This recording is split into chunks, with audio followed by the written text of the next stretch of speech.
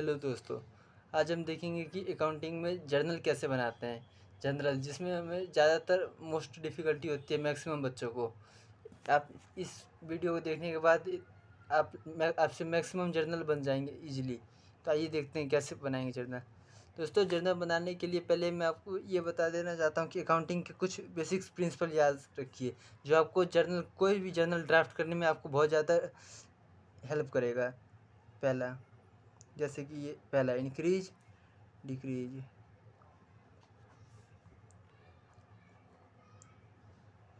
Asset expense.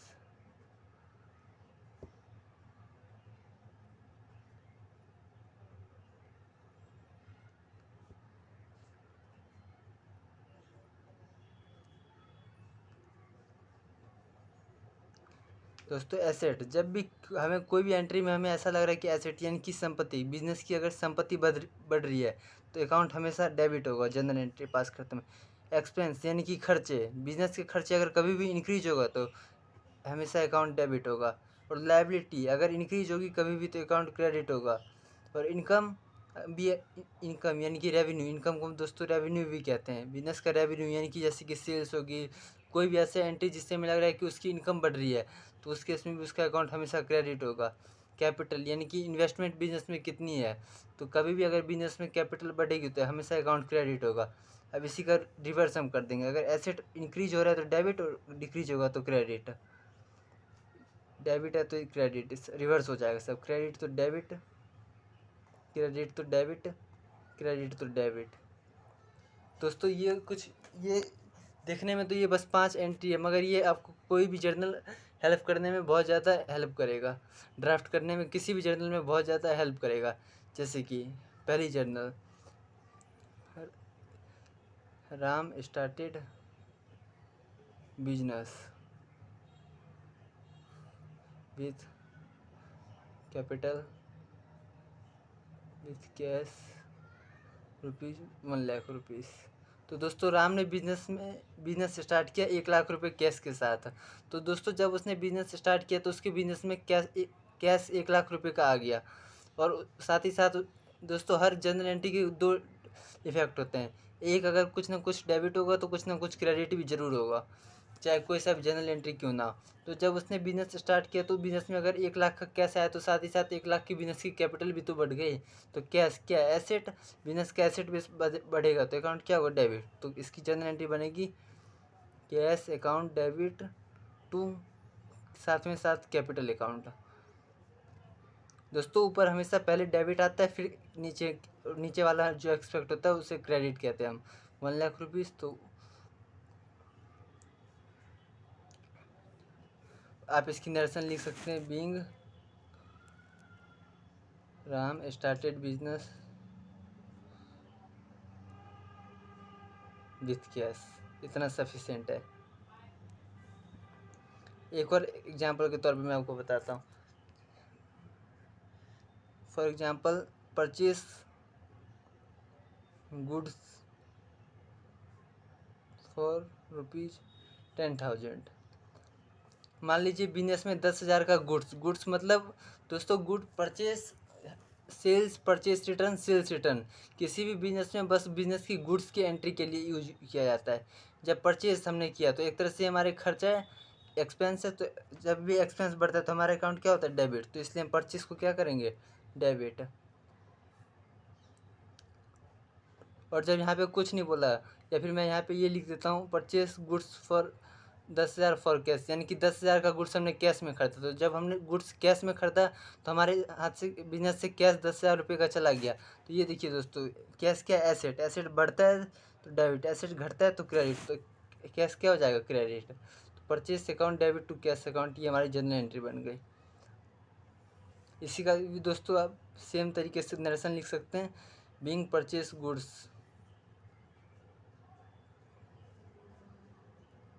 For cash. ठीक इसी तरीके से आप सेल्स की भी एंट्री कर सकते हैं, सोल्ड गुड्स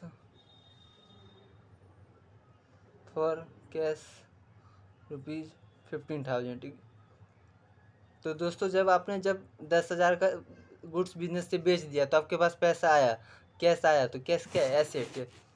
तो ये देखिए दोस्तों, एसेट जब भी बढ़ता है, इंक्रीज होता है, तो अकाउंट क्या होता है, डेबिट। तो आप इसकी जनरल एंट्री क्या करेंगे, ऊपर हमेशा डेबिट वाला आता है, तो cash account debit to sales. Sales क्या आपकी इनकम, इनकम यानी कि रेवेन्यू। तो ये देखिए दोस्तों, जब भी रेवेन्यू बढ़ता है, रेवेन्यू इंक्रीज होता है, तो अकाउंट क्या होता है, क्रेडिट। तो sales cash account debit to sales account. 15,000 15,000 हर एंट्री दोस्तों जितने भी होंगे, हर एंट्री की अगर कुछ ना कुछ डेबिट इफेक्ट होगा, तो कुछ ना कुछ क्रेडिट इफेक्ट भी जरूर होगा। आप इसकी नरेशन लिख सकते हैं, being goods sold for cash. अब ऐसी, और दोस्तों यहाँ पे जो purchase sales, purchase return, sales return, ये चारों लेजर अकाउंट हमेशा किसी भी बिजनेस की गुड्स के लिए यूज होते हैं। For example, goods return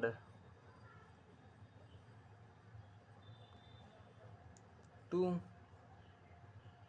Ram ₹10,000। Goods return to Ram 10,000। 10,000 का राम गुड्स हमने राम को वापस लौटा दिया। तो यानी कि दोस्तों हमने उससे ख़रीदा होगा तभी हमने उसे लौटाया। तो जब हमने उससे ख़रीदा होगा तो हमारा खर्चा हुआ होगा, तो परचेज़ को हमने डेबिट किया होगा।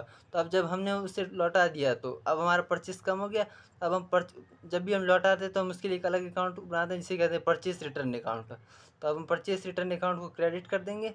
और राम को जब हमने लौटा दिया तो इतना, अब हमें राम को 10,000 रुपये कम देना पड़ेगा। तो जब 10,000 रुपये हमें उससे कम देना पड़ेगा, तो 10,000 से हमारी लायबिलिटी यानी कि कर्जा बिजनेस का कम हो गया है। तो ये देखिए दोस्तों, मैंने आपको बताया था कि अभी जब भी लायबिलिटी डिक्रीज होती है तो अकाउंट क्या होता है, डेबिट। तो जब हमने राम को 10,000 का माल वापस लौटा दिया तो उतना लायबिलिटी हमारी कम हो गई, तो इसलिए हम राम को क्या करेंगे, डेबिट। तो Ram debit to purchase return account 10,000 10,000। ये देखिए दोस्तों, अब एक और एग्जांपल करके बताता हूँ मैं आपको। मान लीजिए बिजनेस में फर्नीचर खरीदा, furniture purchased for ₹15,000 for cash. जब हमने 15,000 का फर्नीचर खरीदा बिजनेस में कैश में, तो दोस्तों जब हमने बिजनेस में फर्नीचर क्या है, बिजनेस के लिए एसेट। तो जब हमने एसेट खरीदा तो बिजनेस के लिए एसेट बढ़ गया, तो फर्नीचर क्या हो जाएगा, debit. Furniture account debit to, कुछ ना कुछ क्रेडिट भी होगा। और जब हमने कैश में खरीदा तो बिजनेस से कैश चला गया, तो कैश क्या, एसेट। एसेट बढ़ता है तो डेबिट, और एसेट घटता है तो क्रेडिट। तो इसलिए हम कैश को क्या कर देंगे, क्रेडिट। तो 15,000। तो इस तरीके से हमारी जनरल एंट्री बन गई, furniture account debit to cash account. इसकी आप नरेशन लिख देंगे, बीइंग फर्नीचर परचेज्ड और कैश। आइए एक और एंट्री करते हैं। अब फॉर एग्जांपल परचेस गुड्स, यानी कि फिर से भी गुड्स खरीदा ऑफ ₹85,000 अगेंस्ट चेक। यानी कि इसका मतलब है परचेज गुड्स, यानी कि गुड्स हमने खरीदा 85,000 का, चेक यानी कि चेक से। यानी कि दोस्तों जब हमने चेक से जब हमें पेमेंट किया होगा तो हमारा बैंक, यानी कि जब हम पेमेंट करेंगे तो हमारे बैंक का बैलेंस घटेगा। तो बैंक क्या है, पहले तो हमने परचेज़ किया, तो परचेज़ हमारे लिए क्या है, खर्चा। तो इसलिए परचेज़ को हम क्या करेंगे, डेबिट। तो परचेज़ अकाउंट डेबिट कुछ 85,000। और जब कुछ ना कुछ डेबिट हुआ है तो कुछ ना कुछ क्रेडिट भी होगा। टू, चेक से खरीदा, जब हमने चेक से खरीदा तो हमारा बैंक का बैलेंस कम हो जाएगा। तो जब बैंक क्या है हमारे लिए, एसेट। एसेट बढ़ता है तो डेबिट, और एसेट घटता है तो क्रेडिट। तो purchase account debit to bank account 85,000। हमेशा दोस्तों डेबिट और क्रेडिट दोनों का बैलेंस हमेशा सेम रहेगा, कभी कभी दोनों के अंदर डिफरेंस नहीं आएगा, क्योंकि हर डेबिट का कुछ ना कुछ एक्सपेक्ट क्रेडिट भी होता है। तो इसके हम नरेशन लिख देंगे, being purchase goods by cheque. आइए एक और एग्जांपल से समझते हैं।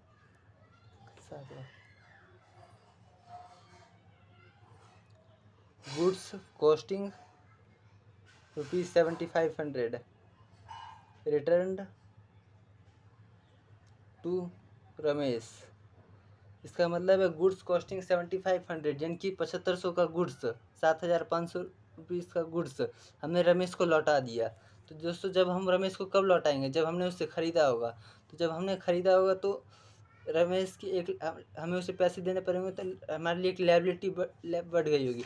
तो दोस्तों मैंने आपको पहले भी बताया था कि ये देखिए लायबिलिटी जब भी बढ़ता है तो अकाउंट क्रेडिट होता है, और जब अब हमने उसे लौटा दिया तो अब हमें 7,500 रुपीज़ अब हमें उसे कम देने पड़ेंगे, तो उतना लायबिलिटी रमेश की तरह हमारे लिए लायबिलिटी कम हो गई है। तो इसलिए हम रमेश को क्या करेंगे, डेबिट।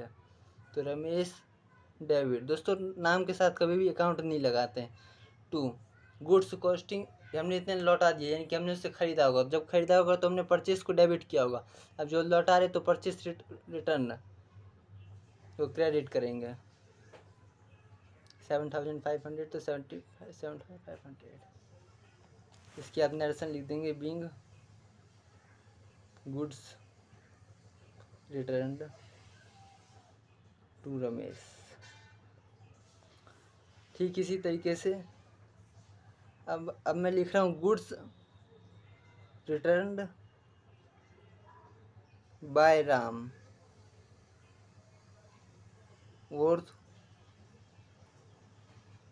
₹50,000।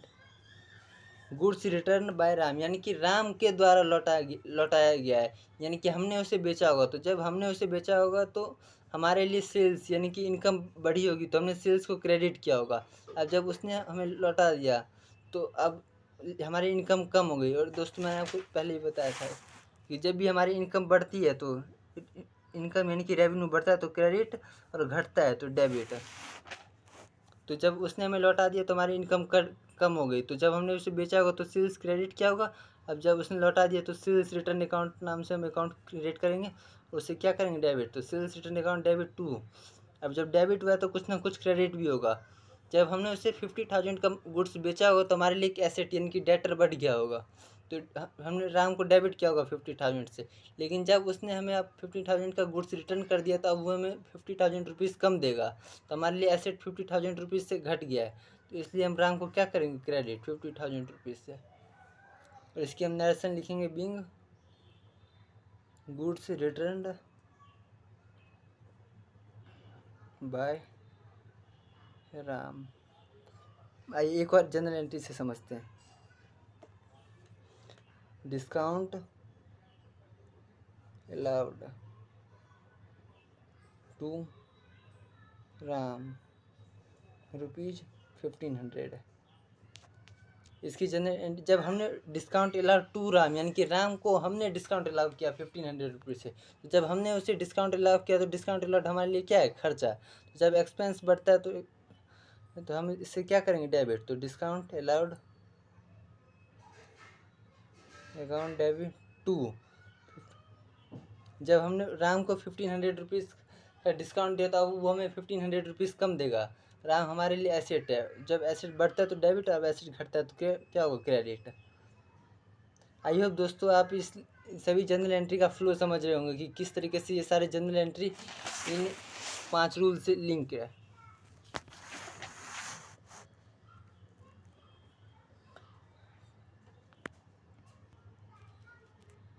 आइए एक और जनरल एंट्री समझते हैं। Paid salary ₹10,000 in cash. Paid salary 10,000 in cash, यानी कि हमने सैलरी पे किया 10,000 का कैश में। तो सैलरी क्या है, हमारे लिए खर्चा। तो जब भी खर्चा यानी कि एक्सपेंस, तो जब भी एक्सपेंस बढ़ता है तो हमारा अकाउंट क्या होता है, डेबिट। एक्सपेंस इंक्रीज तो डेबिट, तो यानी कि सैलरी क्या होगा यहाँ पे हमारा, डेबिट। तो सैलरी अकाउंट डेबिट 2। और जब हमने उसे कैश में पे किया तो कैश हमारे लिए क्या है, एसेट। तो एसेट कैश हमारे 10,000 रुपीज़ से घट जाएगा। तो एसेट कैश, एसेट बढ़ता है तो डेबिट और एसेट घटता है तो क्रेडिट। तो कैश से salary account debit to cash account 10,000। आइए दोस्तों आप इन लेजर का फ्लो समझ पाए होंगे। अगर आपको इसी तरीके से लेजर का फ्लो समझते रहना है तो समझ अच्छे से सीखना है तो आप प्लीज़ चैनल को लाइक और सब्सक्राइब जरूर करें। और दोस्तों इस जितने भी लेजर होंगे मैक्सिमम लेजर्स हमारे 90% लेजर इन्हीं 5 कॉन्सेप्ट से बन जाएंगे। ये दोस्तों लेजर और जर्नल एक बेस है, इसकी मदद से आप लेजर भी इजीली तरीके से बना सकते हैं और ट्रायल बैलेंस भी। और ये 11th में ही नहीं, 12th या BCom हर जगह काम आएगा।